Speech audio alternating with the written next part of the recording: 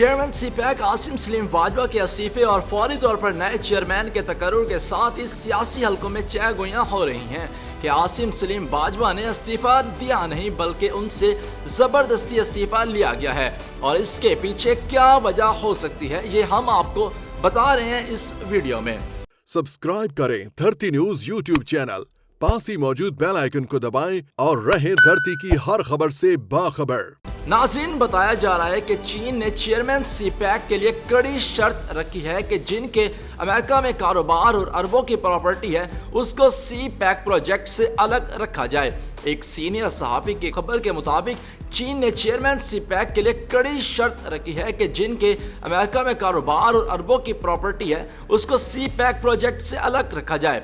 ज़राए के मुताबिक आसिम सलीम बाजवा को इसलिए हटाया गया कि हुकूमत सीपैक के लिए नए वल्वले के साथ आगे बढ़ना चाहती है। आसिम सलीम बाजवा अच्छा काम कर रहे थे लेकिन खालिद मंसूर खुद इंजीनियर हैं, कारपोरेट से हैं। सीपैक में जितनी कंपनियां काम करेंगी तो कारपोरेट लाइन पर करेंगी।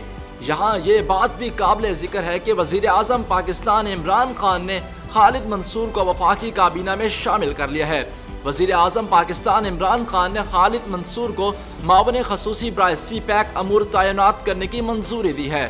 मावन खसूसी शहबाज गिल ने कहा कि खालिद मंसूर बतौर मावन खसूसी बराए सीपैक अमूर जिम्मेदारी संभालेंगे। खालिद मंसूर खुश आमदीद और अल्लाह आपका हामी और नासिर हो।